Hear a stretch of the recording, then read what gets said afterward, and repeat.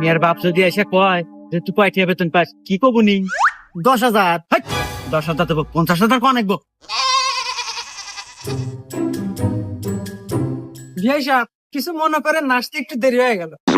আরে বিয়ে এ ব্যাপার না এগুলা। ঠিক একটা সাওয়ালেন কি বাদ দেখা দিতেছে কেলিয়া কেলিয়া। আচ্ছা বিয়াই সাহেব, ছাগল কে বাজানি আল্লাহ বেশি বেশি কেলিয়ে মনে হইতেছে।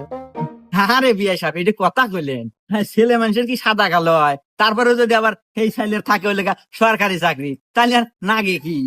সরকারি চাকরি তা ঠিক আছে। আচ্ছা বাবা, তুমি মাসে বেতন পাও কত? পাই মাসে 50,000 টাকা। মাসে 50,000? কি রে, এখন না খারাই গেছো, যা তাড়াতাড়ি বক্স দিয়ে বিয়া ফাইনাল। তুই বেতন পাস 50,000, মাসে আমার কাজে না দিস 10,000, আর 40,000 টাকা কাক দিস, তাড়াতাড়ি কর।